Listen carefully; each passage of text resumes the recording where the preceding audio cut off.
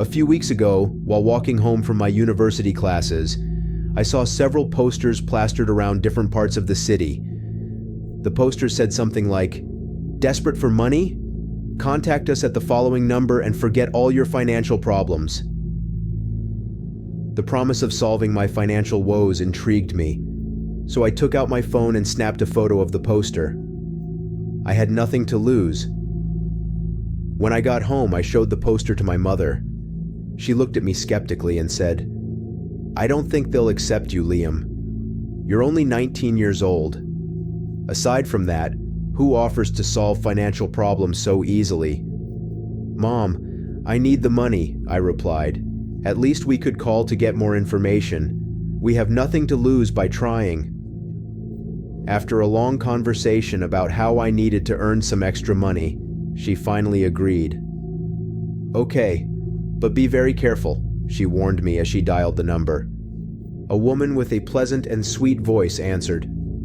"Hello, my name is Emma. Are you interested in the job?" "Yes, I need more information about the job," I responded, a little nervous but determined. "Sure, I'll explain."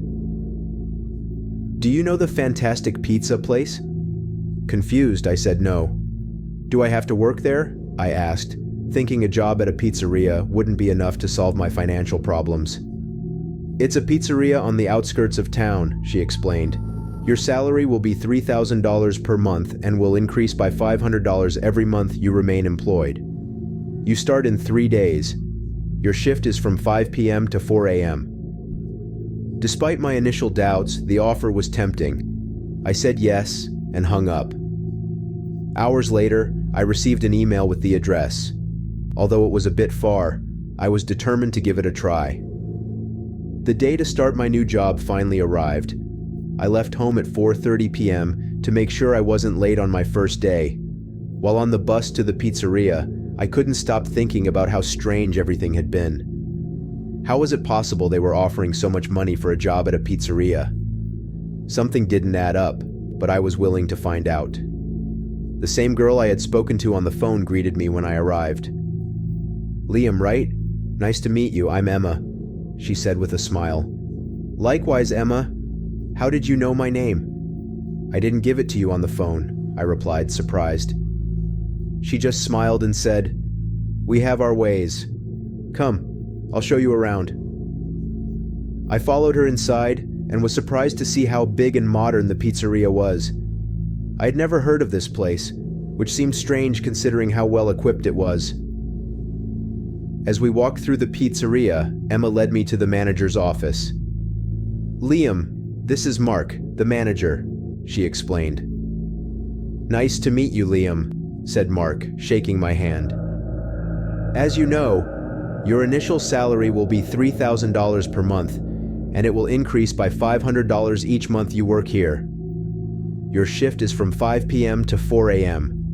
Make sure to follow all the rules," I responded enthusiastically. "That's great, sir. It seems easy to get a job at a pizzeria." Mark laughed and said, "That's what everyone says. Good luck, Liam." I felt a bit nervous but was excited to start. After the brief introduction with Mark, Emma showed me the rest of the pizzeria. "Here are the workstations, and over there is the kitchen," she explained, pointing to various areas. "Everything you need to know is on the computer." I felt a bit overwhelmed but also curious. "Emma, what exactly do I have to do?" I asked, trying to hide my nervousness.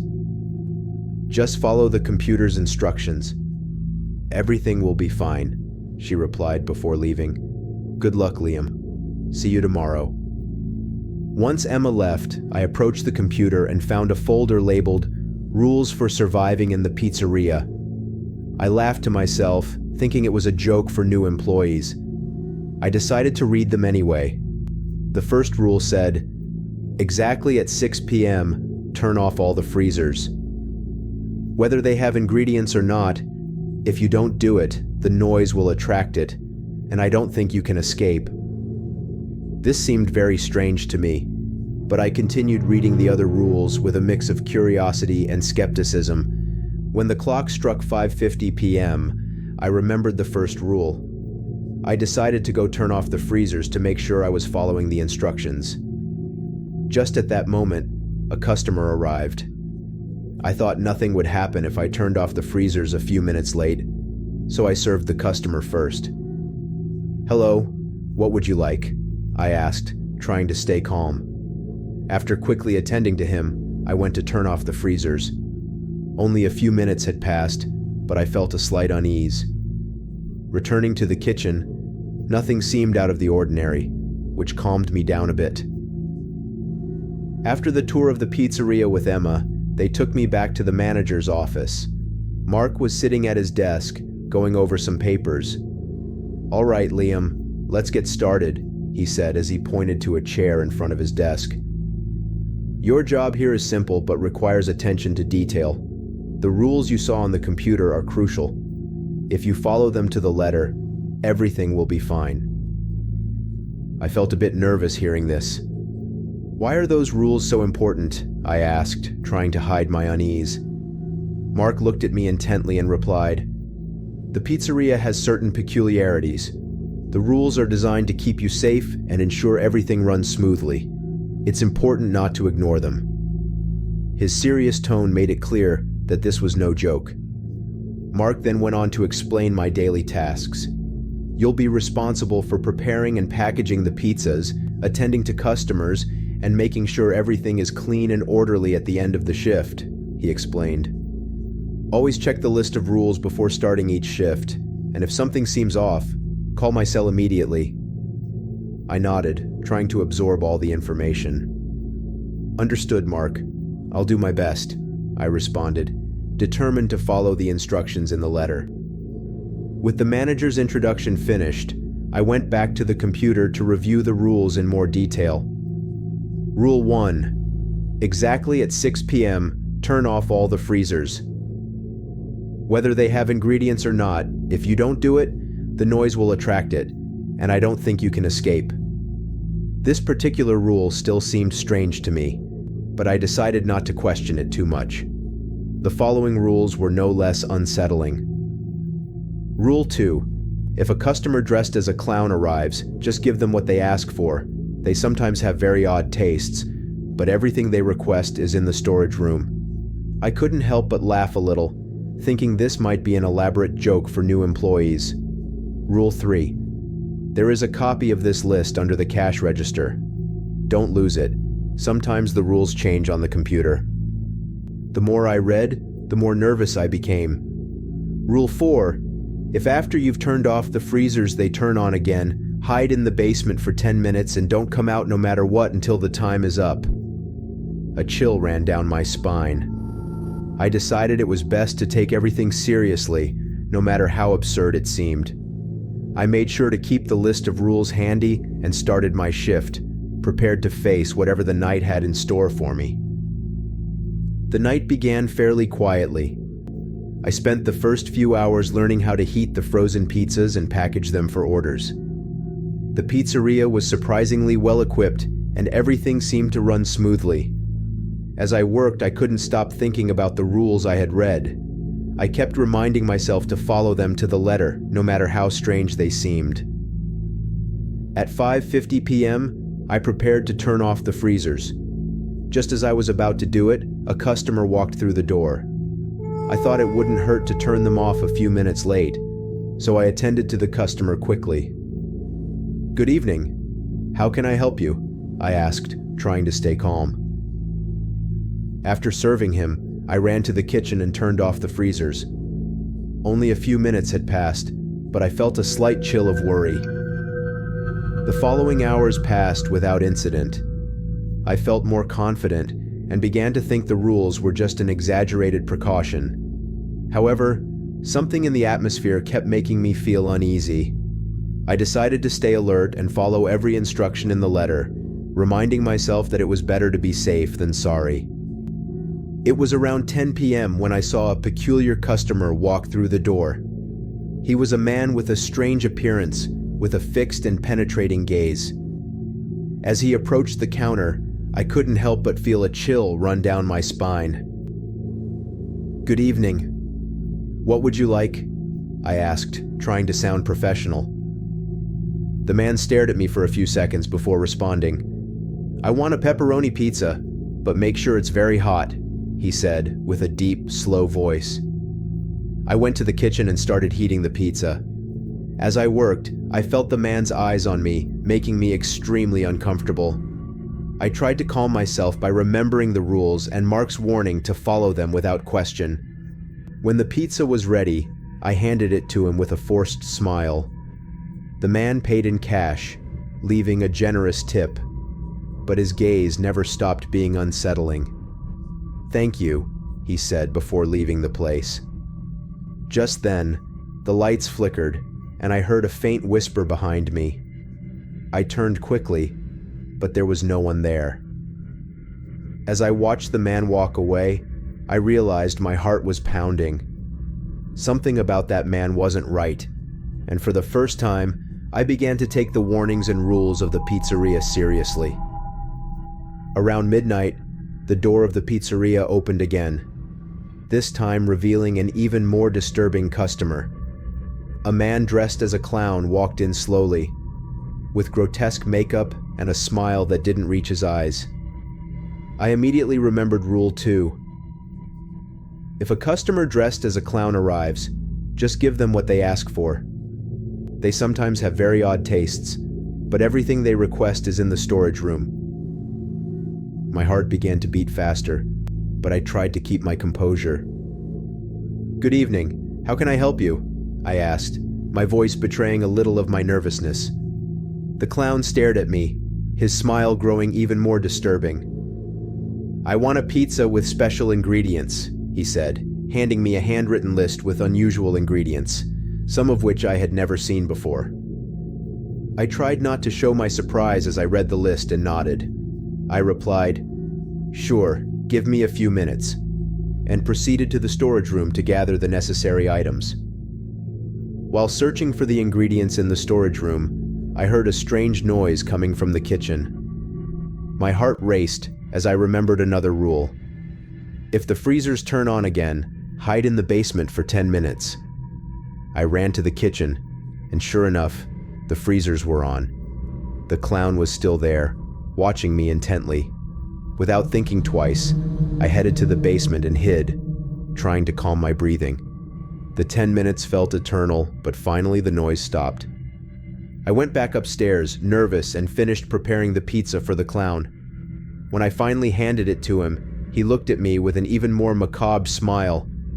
"Thank you," he said, and instead of leaving through the front door, he headed to the back of the pizzeria, disappearing into the darkness. The lights flickered again, and a sense of panic overwhelmed me. I knew something was very wrong in that place, and the rules weren't just to maintain order, but to protect me from something much more sinister. Past midnight, as I tried to calm myself after the encounter with the clown, the pizzeria phone suddenly rang, breaking the silence and making my heart jump. I immediately remembered Rule 6. If after 1 a.m. the phone rings with someone ordering pizza, take the order but never prepare it. If they call again, answer and say nothing, it will hang up by itself. I looked at the clock. It was 1:10 a.m. Trembling, I picked up the phone. "Good evening.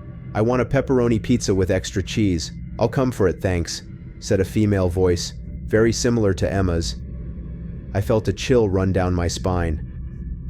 "Understood," I replied with a trembling voice, remembering that I shouldn't prepare the pizza.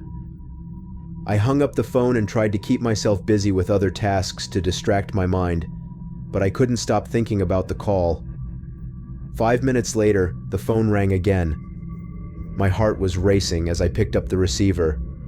"Where's my pizza? I'm on my way. I hope you have it ready," said the same voice, but this time it sounded more insistent, almost threatening. I stayed silent, remembering the rule. The voice started to become more demonic, repeating, answer me," louder, and with a more macabre tone each time. Finally, after what felt like the longest seconds of my life, the call ended by itself. I felt a cold shiver down my back, and looking towards the door, I saw a figure that looked like Emma holding a sign that said, "I'm here for my pizza." Terror took over me, and I quickly ran to the bathroom, locking myself in and trying to calm down as my mind struggled to comprehend what was happening. After the midnight call, I tried to keep busy to avoid thinking about what had just happened. Suddenly, the freezers turned on again, reminding me of Rule 4. If after you've turned off the freezers they turn on again, hide in the basement for 10 minutes and don't come out no matter what until the time is up. I felt a presence behind me, and when I turned around, I saw a horrendous figure with elongated limbs and hollow spaces instead of eyes and noses. Its giant mouth emitted terrifying growls. Remembering the rule, I ran to the basement and hid for what seemed like an eternity. The growls intensified, and I felt the creature getting closer to the basement door. My breathing was ragged, and fear paralyzed me. I heard heavy footsteps and the pounding on the door, but I dared not move an inch. Finally, after what felt like hours, the noise ceased. I cautiously left the basement, my body trembling uncontrollably. At 3 a.m., I followed Rule 9 and threw all the pizza cheese into the trash, making sure not to leave anything behind. My watch showed 3:20 a.m., and it felt like time was moving both too fast and too slowly at the same time. I decided to call Mark for help, but when I looked for my phone, I realized I had left it in the kitchen. I remembered I could use the office phone, but I also recalled the last rule. The manager will only call you on your cell phone. I dialed Mark's number from the office phone, desperate to hear his voice. Did you break any rules? 2 rules. I'm on my way. When I get there, ask me for the password, he said quickly before the call ended. Terrified, I sought refuge in the bathroom, hoping to evade the pizzeria's presence. I heard knocks on the door, and a familiar voice said, "Liam, it's me, Mark, your manager." My mind told me something was wrong, but I couldn't bear the fear any longer. I opened the door, and there he was, or at least it appeared to be him. "Everything's fine, kid. It's gone," said Mark. He hugged me, and for a moment, I felt relieved. But when I went to get my phone and saw the list of rules in the bathroom, I realized my mistake. The sheet had something written on the back. The password is Fantastic Pizza. A chill ran down my spine. I remembered the last rule and realized that the real Mark would only call me on my cell phone. The person outside wasn't Mark. Quickly, I called the real Mark from my cell phone. "Did you break any rules?" "Yes, come quickly. In fact, you already called me, but I did it through the office phone. Come quickly, he's here," I said with a trembling voice. "I'm arriving in 10 minutes. Mark replied, "Try to avoid detection and conceal yourself," before ending the call. I stayed in the bathroom, terrified, while the imposter kept knocking on the door, laughing and calling me. When I finally heard the sound of Mark's car engine, I knew my nightmare was about to end. While waiting in the bathroom, the knocking on the door intensified. The imposter, pretending to be Mark, was pounding with almost inhuman strength, and his demonic laughter echoed in the small space where I had taken refuge. Each knock made the door shake and increased my panic. I looked at the clock, desperate for the real Mark to arrive. The minutes felt eternal. Finally, the sound of a car approaching became audible. The imposter stopped knocking, and his presence faded. Carefully, I opened the bathroom door and peeked out. I saw Mark getting out of his car, but I still couldn't fully trust what I was seeing. "Mark!" I shouted from inside the pizzeria. "Tell me the password." Mark stopped, looked at me with concern, and replied, "Fantastic Pizza." Only then did I know it was the real Mark. I ran towards him, unable to hold back tears of relief and terror. "Mark, I'm sorry. I broke the rules and didn't know what to do," I said, sobbing. Mark hugged me briefly and then looked at me seriously. "I know, Liam, but now we need to make sure you're safe. Let's check the location and make sure that thing doesn't come back." As we walked through the pizzeria, the atmosphere felt heavy, filled with palpable tension. We headed towards the kitchen and suddenly, a shadow moved quickly in front of us. The creature was even more terrifying up close, with its elongated limbs and grotesque mouth. Mark pushed me behind him and pulled out a powerful flashlight from his pocket. He turned on the flashlight and pointed it directly at the creature. The light made it retreat, emitting a guttural growl. "Liam, stay close to me and don't make any sudden moves," Mark said firmly. The creature, blinded by the light, slowly backed towards the basement. Mark and I followed at a safe distance, ensuring it didn't escape. Finally, we managed to lock it back in the basement, securing the door with a chain and padlock. The feeling of imminent danger didn't disappear until we heard the last click of the padlock, sealing the creature in its temporary prison. After locking the creature in the basement, Mark and I stood in silence, trying to catch our breath. The atmosphere remained tense, but at least we had contained the creature. "Liam, it's time for you to go home," Mark finally said. "You've been through a lot tonight." I nodded, feeling exhausted but relieved that it was all over. As I left the pizzeria, Mark walked me to the door. "Remember, Liam, follow the rules and you'll be safe. If you decide not to come back, I'll understand." I thanked him and headed to my car, still trembling from what had happened. As I drove home, I couldn't stop thinking about the surreal night I had just experienced. The fear still clung to me, but I also felt a strange sense of accomplishment for having survived. When I got home, I found a note on my door. "Thanks for following the rules," it said. Although the handwriting was unfamiliar, it bore a familiar feel. The same sense of unease returned, and my mind began racing with questions. Who left that note? How did they know what had happened? I decided not to think too much about it and went inside, locking the door behind me. That night, as I was getting ready for bed, my phone vibrated with a text message. "Congratulations, Liam. You passed the test. We look forward to a new challenge tomorrow." The message had no sender. Panic gripped me again as I read the words on the screen. Test? New challenge? I realized that my job at the pizzeria was neither a coincidence nor a simple one. It was part of something much bigger and more terrifying. I lay in bed, my heart racing, knowing my life would never be the same. I decided not to return to work at the pizzeria. However, shadows and figures began to appear in my daily life. At home, on the street, and even in my dreams, those dark presences wouldn't leave me alone. I didn't know how to get rid of them, and the terror became a constant in my life. I lived in fear that what had started at the pizzeria would never truly end. I really hope you like this tale. I am thrilled to share these stories with you. Share this video with others so that we can keep growing and more stories can reach more people. Kindly provide your thoughts and experiences in the comments section. It will aid in my further development. If you liked the video, don't forget to hit the subscribe button. Many thanks, and I hope to see you again soon.